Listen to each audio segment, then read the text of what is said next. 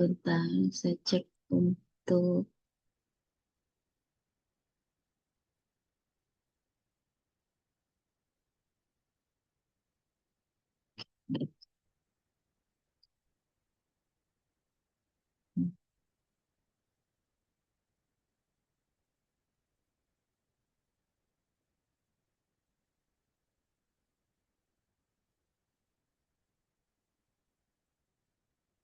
Bismillahirrahmanirrahim. Assalamualaikum warahmatullahi wabarakatuh. Waalaikumsalam. Alhamdulillahirrabbilalamin. Wassalatu wassalamu ala asrofil anbiya'i wal mursalin wa ala alihi wa sahbihi rasulillahi ajma'in. Asyhadu an la ilaha illallah wa asyhadu anna Muhammadar Rasulullah. Syukur alhamdulillah Bapak Ibu.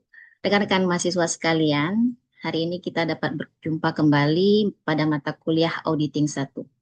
Perkenalkan, saya Desianti Rifayani, dosen auditing pada perkuliahan selama 1 semester ke depan. Pada perkuliahan kali ini, kita akan mulai dengan penyampaian kontrak belajar selama 1 semester ke depan.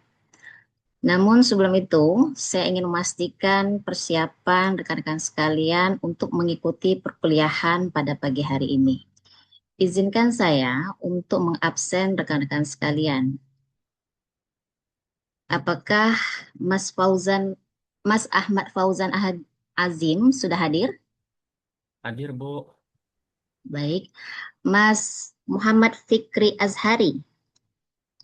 Ada, Bu. Baik. Mas Sarifudin. Siap hadir, Bu. Baik. Mbak Sri Wahyuni. Hadir, Ibu. Baik. Yang kelima, Mbak Yosepin Debi. Hadir Ibu. Baik. Semua sudah hadir di forum ini. Selanjutnya, saya ingin menyampaikan untuk kontrak perkuliahan kita selama 1 semester ke depan, yaitu untuk penilaian selama perkuliahan 1 semester ke depan, kehadiran, absensi, partisipasi rekan-rekan sekalian itu memperoleh bobot 25%. Kemudian nanti akan ada tugas individu masing-masing rekan-rekan yaitu sebesar 30%. Dan nanti selama perkuliahan kita akan melaksanakan diskusi kelompok, persiapan presentasi, materi dari setiap kelompok itu akan memperoleh bobot sebesar 25%. Dan nanti akan ada ujian pertengahan semester dan ujian akhir semester dengan bobot masing-masing sebesar 10%. Baik, untuk bobot penilaian, apakah ada yang ingin ditanyakan? Tidak Ibu. Baik, untuk selanjutnya,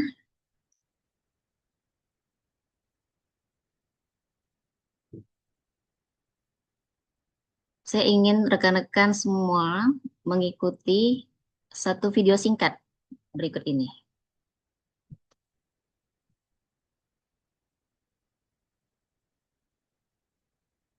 Apakah sudah muncul? Belum Ibu. Oke, Sepertinya proses. sebentar.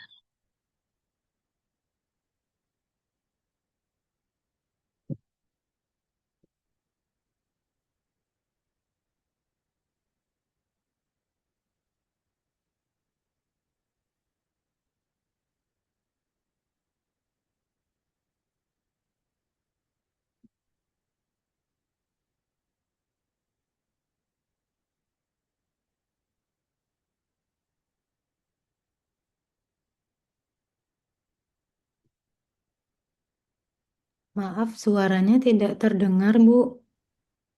Gimana Bapak Ibu? Suara videonya tidak terdengar, Ibu. Suara videonya ya? Ya,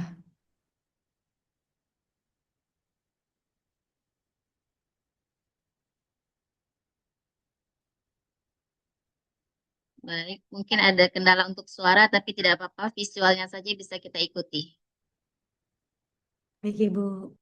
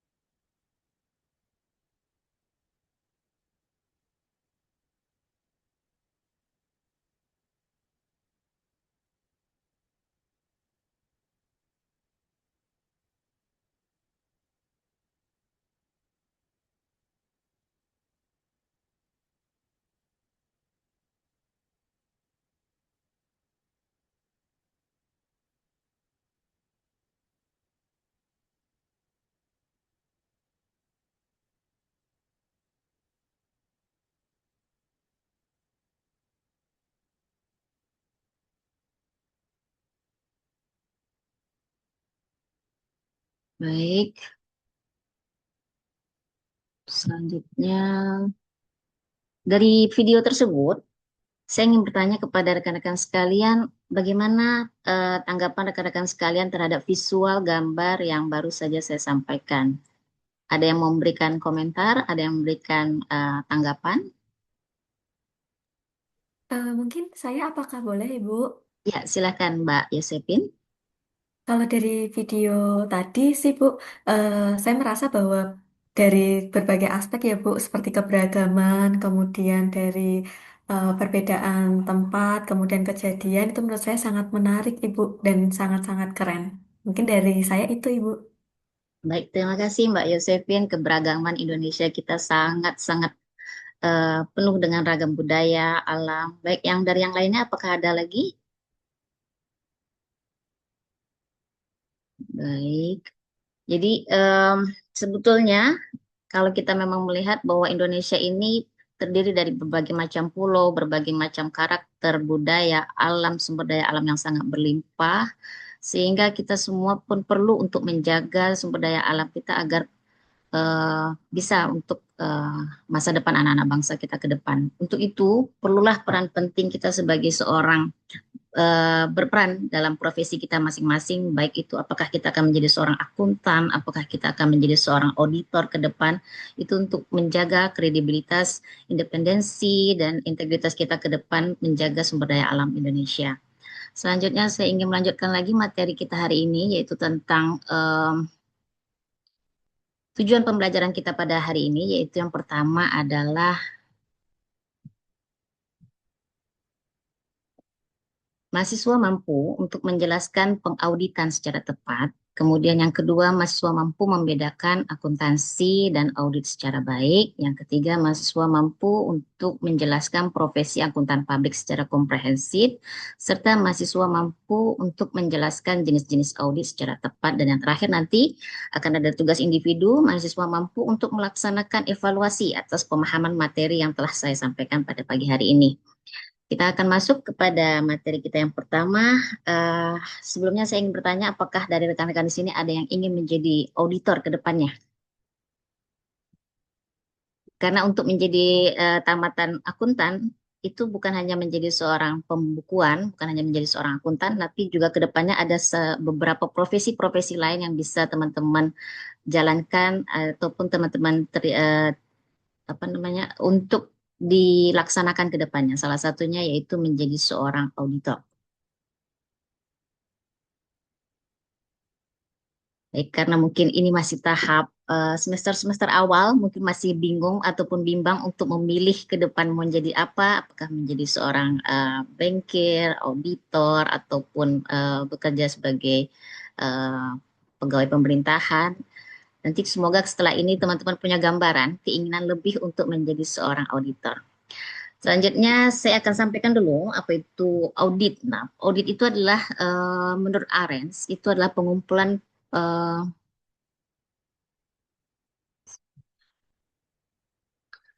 pengumpulan dan evaluasi bukti mengenai informasi untuk menentukan dan melaporkan tingkat kesesuaian antara informasi dengan kriteria yang telah ditetapkan. Menurut Mulyadi, audit itu adalah proses sistematik untuk memperoleh dan mengevaluasi bukti secara objektif mengenai pernyataan-pernyataan tentang kegiatan dan kejadian ekonomi dengan tujuan menetapkan tingkat kesesuaian antara pernyataan tersebut dengan kriteria yang telah ditetapkan.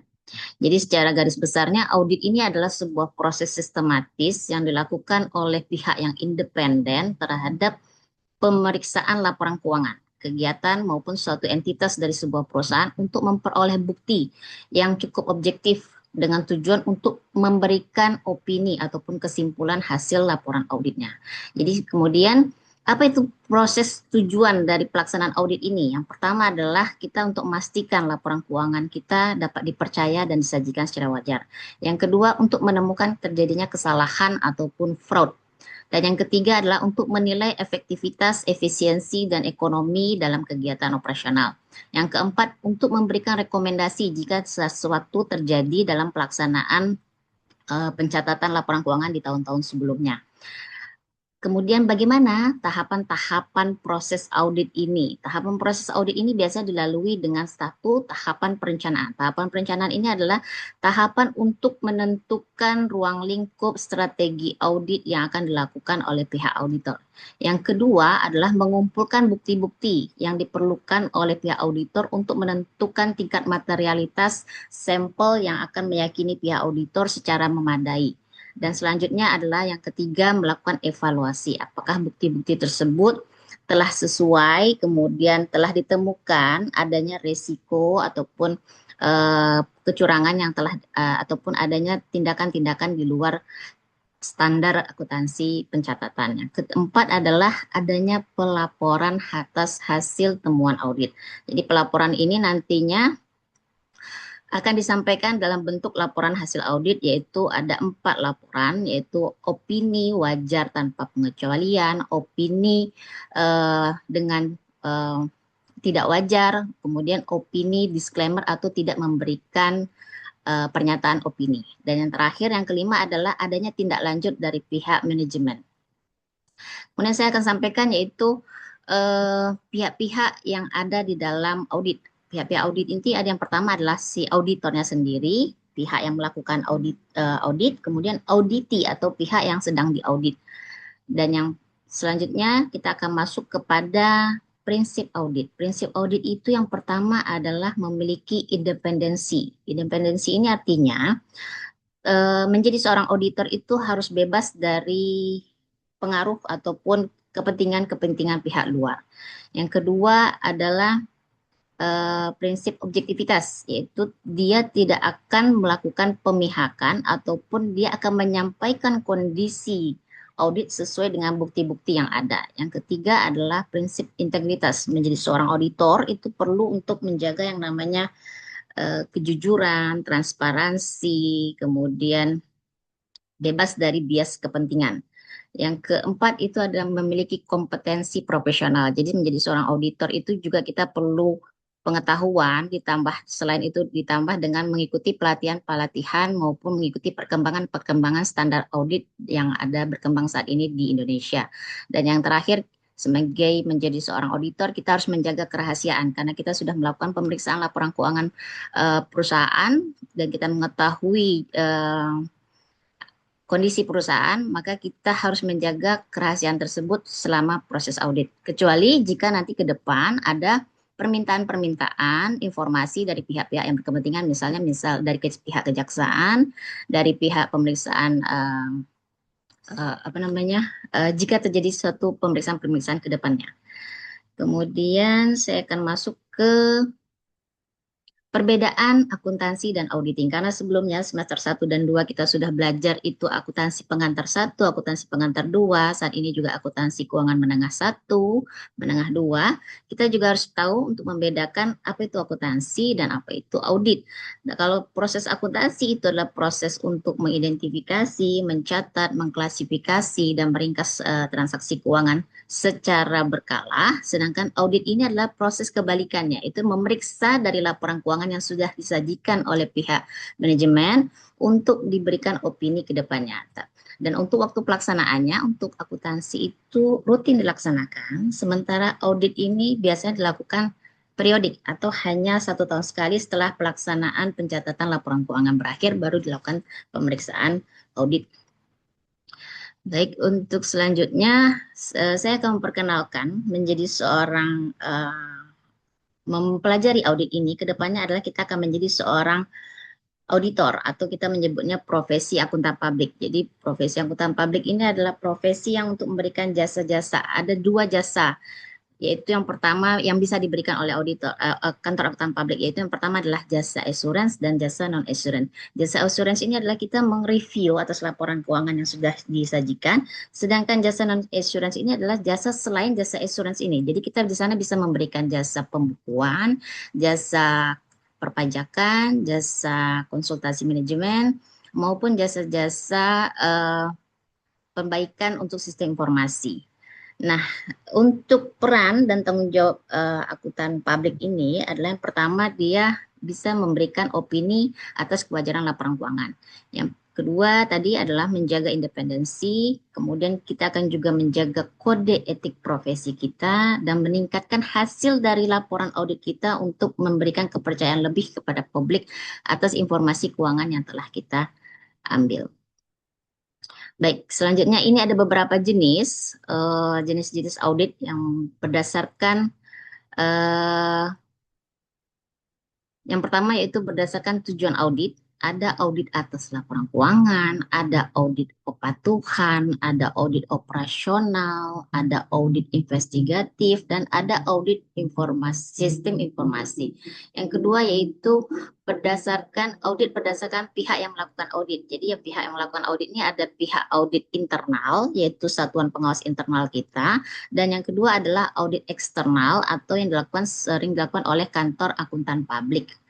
Yang ketiga yaitu berdasarkan lingkup audit. Lingkup audit ini ada yang secara umum, audit general keseluruhan untuk keseluruhan laporan-laporan keuangan. Yang kedua yaitu audit khusus spesifik. Ada permintaan khusus atas akun-akun yang ada di perusahaan. Misalnya, kan kita harus mengenal dulu ini ketika melakukan audit itu kita harus mengenal dulu jenis-jenis perusahaan yang akan kita audit. Apakah perusahaan itu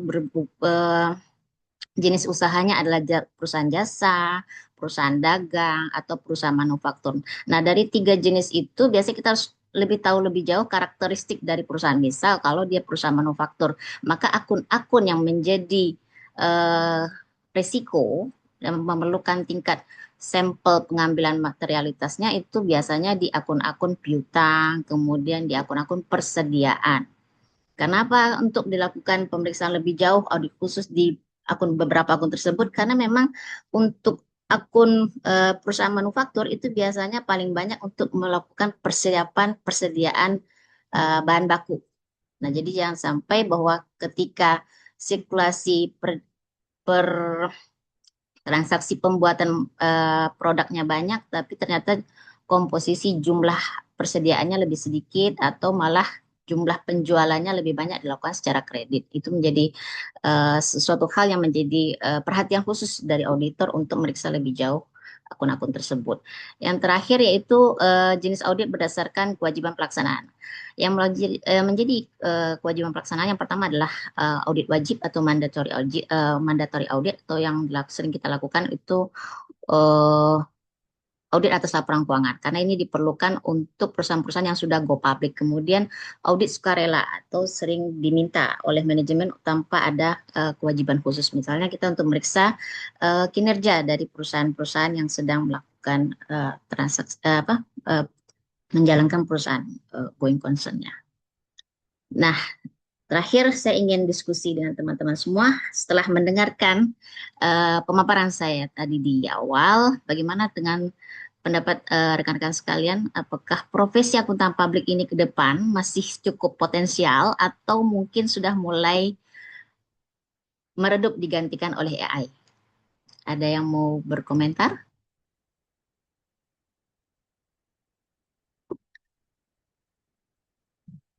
Oke.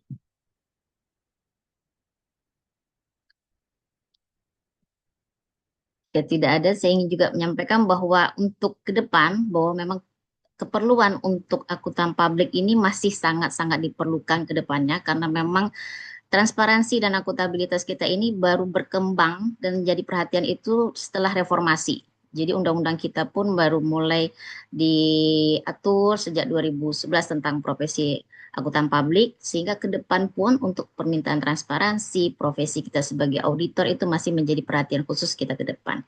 Saya terakhir untuk tugas individu teman-teman semua yang menjadi perhatian kita semua dan yang jadi bobot tadi penilaian juga itu adalah saya minta untuk rekan-rekan menyimpulkan hasil pemaparan saya pada pagi hari ini dalam tulisan tangan, dibuat dalam satu halaman dan maksimal 2 halaman. Batas pengumpulannya adalah hari ini tanggal 11 Mei pukul 18. Silahkan dikirim melalui Google Form berikut. Demikian pemaparan dan penyampaian materi perkuliahan kita pada pagi hari ini. Jika ada yang kurang paham maupun masih ada yang ingin didiskusikan lebih jauh, masih bisa untuk menghubungi saya melalui email berikut. Terima kasih. Saya akhiri dengan Assalamualaikum warahmatullahi wabarakatuh. Waalaikumsalam warahmatullahi Waalaikumsalam warahmatullahi wabarakatuh. wabarakatuh. Baik, silahkan. Terima kasih Ibu Desi. Selanjutnya kita akan mendengarkan saran dari instruktur kita terkait dengan peer teaching yang dilaksanakan oleh Bu Desi. Kepada Bu Wiwit, dipersilakan Bu. Baik, terima kasih Budi ya. Selamat pagi Bu Desi. Ya, gimana perasaannya Bu? Tadi ya saya aura mengajarnya itu memang dapet ya. Kelasnya nyaman gitu ya Bu ya. Terima Tapi tadi kasih. tuh Bu, pengen tahu aja Bu, rencananya tadi ketika audio tidak terdengar ya di video yang disampaikan ya Viva Indonesia itu seperti apa sih rancangan Ibu Desi sebenarnya? Iya, memang saya pengen awalnya teman-teman agak rileks sedikit Bu, untuk melihat dulu keindahan Hmm, alam Indonesia. Kemudian karena ini pertemuan pertama juga di kelas, saya ingin teman-teman itu lebih mencintai tanah air. gitu ya, sebenarnya itu ya tujuannya ya, karena suara tidak ada, jadi cepat juga ya Ibu menanggapinya. Ibu sampaikan, silakan kita lihat visual saja. Ya, Dalam kepala saya tuh, ini apa ya? Tapi Ibu cepat ya, dalam waktu 20 menit ya. Lebih sedikit tidak apa-apa, Ibu bisa ya menyelesaikannya ya. Oke Bu, ini pertemuan perdana ya Bu ya. Kalau saya lihat ini iya mata benar kuliah Ibu, auditing 1 semester 4 ya. benar Ibu. Iya. Nih, kalau menurut Ibu tadi, diskusi tadi sepertinya mahasiswanya itu kurang merespon ya. Iya, Ibu. Kemudian karena kurang merespon dan saya mempertimbangkan waktu, saya Hmm. mohon maaf untuk men-skipnya langsung. Mungkin Oh, di skip kalau ya Bu saya ya. saya pun mau apa namanya memancing mungkin bisa ya, Bu. Tapi mungkin dengan mempertimbangkan waktu yang diberikan, saya untuk langsung skip Cepet langsung di aja sini gitu Bu, ya. ya, Bu. Kalau misal ini adalah real teaching Bu, kalau mahasiswa Ibu pasif, apa yang Ibu Ya. lakukan? Kalau pasif itu biasanya saya masih tetap menunjuk langsung Ibu, izin untuk Oke. langsung. Karena memang saya tentu kita ada keep langsung berkontak ya Bu ya. Jadi mungkin saya akan Hmm. langsung minta tanggapan dari salah satu, saya tunjuk nama mungkin ya Bu. Gitu ya, strateginya ya Bu ya. Nah, Bu Desi, saya tertarik nih. Gimana kalau misalnya ya di eh, ini kan pertemuan perdana ya. Kalau pertemuan perdana itu kita kenalkan dulu nih. Tadi tujuan pembelajaran langsung ya. Kita kenalkan dulu materi apa yang kita pelajari selama 1 semester. Materinya apa saja, lalu apa yang diharapkan dalam mata kuliah ini selama 1 semester, lalu apa saja referensi yang bisa kita gunakan selama saudara mahasiswa belajar di mata kuliah auditing 1 ini, Iya Bu. lalu eh, baru Bu itu bobot penilaian terakhir. Iya, Eh, ini benar Ibu. iya, Ibu langsung bobot penilaian ya. Iya Ibu, benar. Ya, Mohon agak maaf berat Ibu. di awal ya, agak berat di awal ya sepertinya. Iya Ibu, mohon maaf. Karena memang juga ya satu saya memang mempertimbangkan waktu, kemudian saya mempertimbangkan Hmm. juga ini penampilan eh, yang pertama langsung ya Bu. Perdana, Jadi saya belum tahu juga perdana langsung bagaimana tegang ya. lain Ibu. Oke, ya. Saya suka pas bagian Ibu bisa menyiasati lebih dengan cepat ya kondisi yang sebenarnya tidak Ibu rencanakan seperti ini awalnya ya. Ya Ibu. Oke, Bu Desi. Good luck Bu. Terima kasih Ibu. Ya, Terima saya kasih pikir Bu Wibit. komentar saya Bu dia. Terima kasih. Baik, terima kasih Bu Wiwi, terima kasih Bu Desi. Bu Desi, eh, ini sudah terekam ya? Sudah Ibu. Ya, Sebentar soalnya saya. biasanya coba dicek dulu karena biasanya ada yang kayak this meeting in record gitu loh. Kok ini nggak ada? Saya takutnya ini malah tidak terekam. Oh, tapi di sini tampilan saya computer recording is on, kemudian masih ada Oh, pilihan pause sama stop recording, Bu. Saya izin untuk stop recording dulu, Ibu.